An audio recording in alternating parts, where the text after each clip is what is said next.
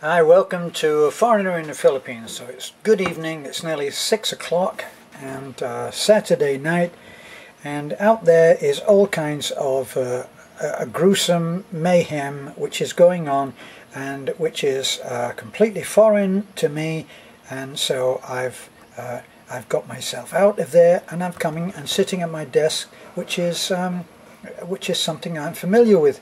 And if I look outside, I don't know whether you could actually see it, but I will point the camera. So right down there, let me see if I can get that seen. If you can see under the tree there, there's the remains of an unwilling member of the party. That's the pig that everybody's going to eat tomorrow, and all the kids. There's Beth scooting around now that she can confront it. It's been that's Star, I think it's either Moon or Star, and she really didn't want to sacrifice that beast, but there came a time when it was the right time. And there's Bewley in the white.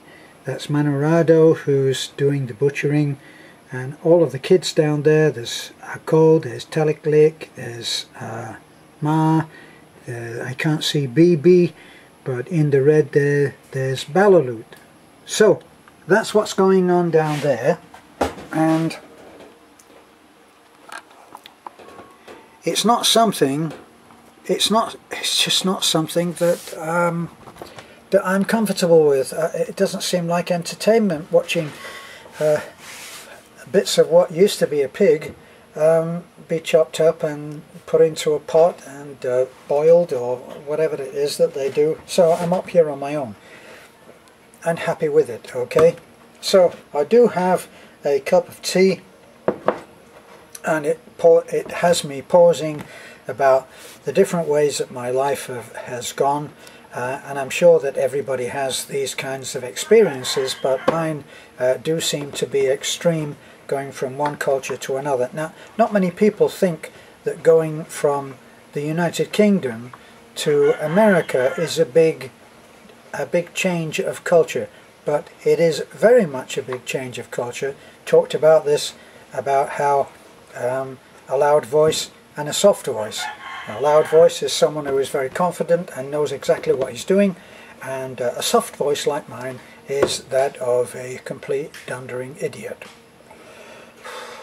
So, having earned my title,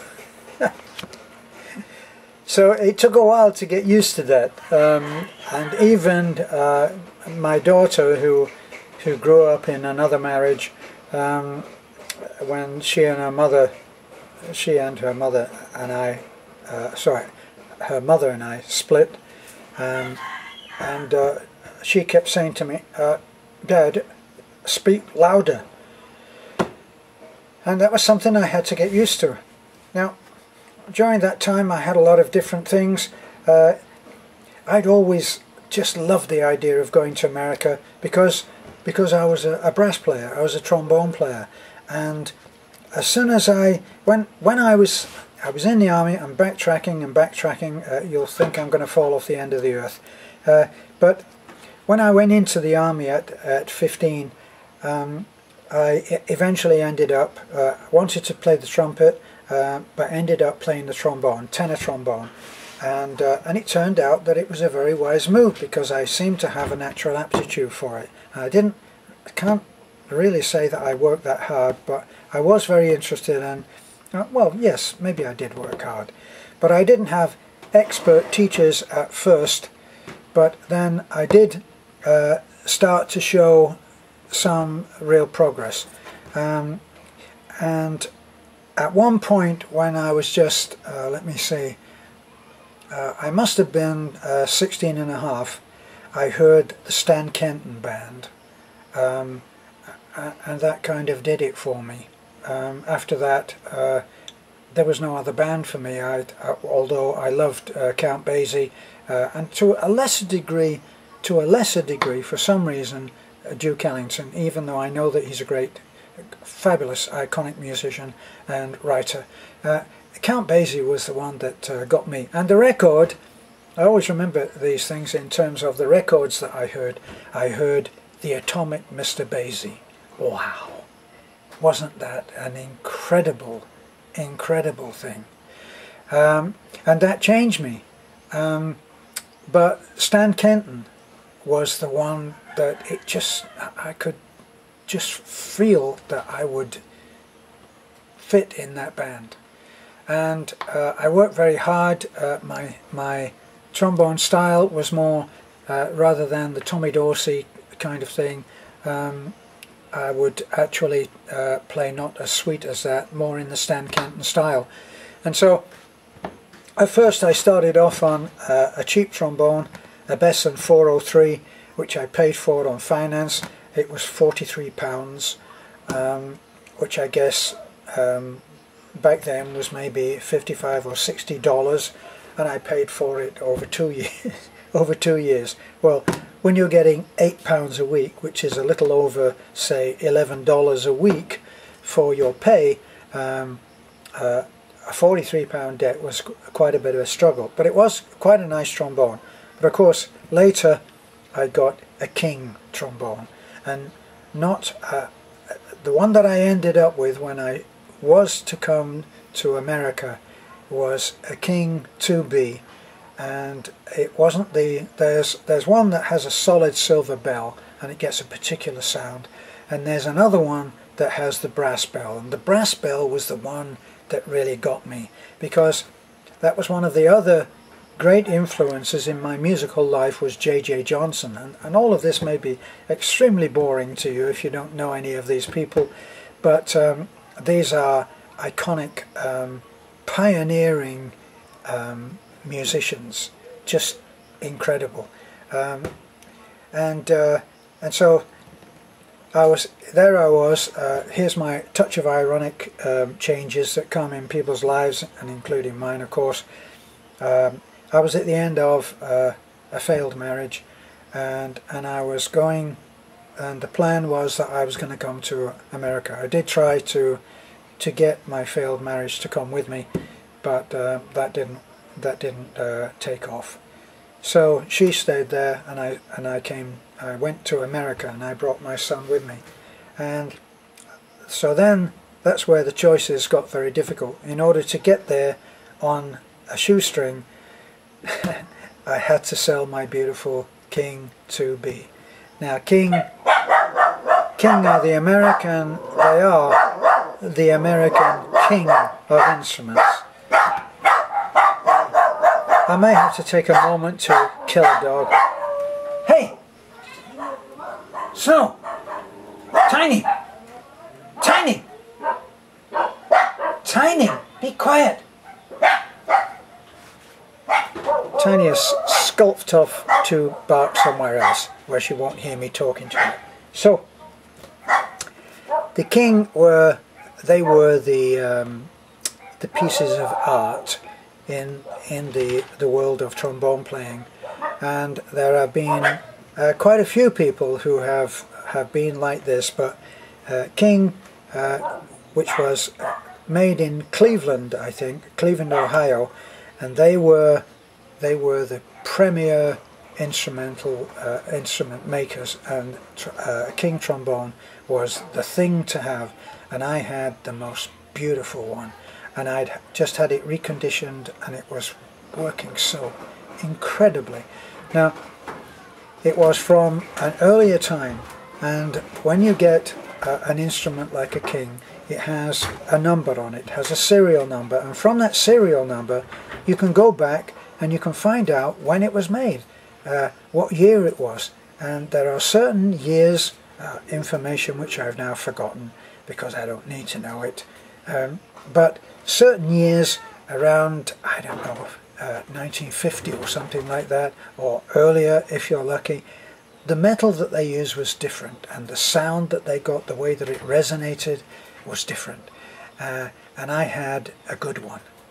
Absolutely beautiful sound. So there I am on the eve of realizing my dream, metaphorically speaking, on the eve, a few weeks before, and I'm faced with having the only thing that I could sell that would buy the tickets to America was my trombone. So that was my big sacrifice, and I made that sacrifice, and I came, and then as soon as I got to America, I realized that this was it's not a dream place, by the way. Filipinos think that America is the place of dreams, and it may well be, but Americans work very hard for their money, believe me. They don't have it easy, and the American dream is one which can often be like two sides of the same coin. It can be a dream, and then it may only be a 16th of an inch, or whatever a coin is, to the other side, which is the nightmare. So we had fun, we had a great time, but of course I had to realize that I couldn't be a musician, because I didn't want someone else to put my son to bed and get my son up in the morning. That would not be good. So I started doing other jobs, and I did various jobs, and I worked for, interesting this, because it kind of links in with why I thought of this story, and that is the killing of the pig. And I remember that I worked for a group that were tremendous guys, but it just didn't work out for me to work for them, because they expected a job to be finished no matter what time it was, and they didn't always. They had a designer who had been part of the company that they bought into. The Armenians bought into this company that made furniture, and especially they made custom cabinetry for closets. So you were expected to go out there and finish the job and come home when you were able to finish, when you were able to leave and it was finished. Well, I went out on one particular job in Malibu, very nice, beautiful house, lovely people, and when I got out there and I started putting all of the pre-cut pieces of this closet together, the woman came to me and said, "This is not right. There's no hanging space for my long dresses, of which I have many," and she explained why it wasn't right. So I had on the spot to redesign using pre-cut pieces. I had to redesign the closet so that it would work for her and so that she was happy. Well, I got as far as I could, but then I knew that if I didn't get back to North Hollywood, which is over the hill, as they say, I wouldn't be able to pick up my son. My son would be out on the street from school. They had after school care, but at 6 o'clock, that was it. And so I had to make a dash back, and that meant I had to leave this job unfinished. The next day I had to face the music, and there was an inquest. Why didn't you finish the job? I said, well, I couldn't, you know, and I explained my part of it, you know, and I said, hey, it was $6,000 worth of closet, you know, and it wasn't, the design wasn't quite right. Well, the woman who had designed it didn't like that, and she said, I could put $6,000 worth of cabinetry into a closet. I could do it. And I really wanted to say to her, not on $8 an hour, you couldn't. But I really liked the Armenians because they were so kind to me, and so I didn't say anything. So I just pointed out that I had a son to take care of, and maybe this wasn't going to work. But before that, it was really good with the Armenian guys, and it was fun, and they were very good. They really wanted to learn English. They didn't know the names of all the tools, so the difficulty when you're learning a new language, and there's a lot to learn, as I'm finding now, is that you need to know so many things which you just forget the name of. So you know the object, but you forget the name of it. Well, I'm an artist and I draw very well, as it happens, and so I used to get the tools when I had a little bit of spare time, and I'd do a nice drawing of a hammer and put that on the wall with the word hammer in English. And then pliers, pinchers, tin snips, and all of these different tools which they knew very well but didn't know the English word for them. So they really loved that, and there would be communal lunches where everything was shared, and they really took me in and treated me like a brother. So these are all Russian-speaking Armenians, by the way. So that was a very good experience for me. I went on later to open my own shop, because I went from that job and I started fitting. I fitted a couple of extensive garage closetry, which I made up from scratch, cutting on the site and building in, and I did very well at that for a while. And then gradually I went to work for a company that did movie memorabilia, and they did these replicas from Star Wars and different very iconic shows like that. So that was a big change for me. But then finally I left that. I wish I'd paid more attention, because I worked with some incredible people, and I should have paid more attention so that I learned more. But then, how many times have we said that? Yeah, I've said it a few times, of course. So that's a little piece of my life. Hope you enjoyed it. I hope you found it at least a little bit interesting. And I'll go on to another stage a little later. Bye for now.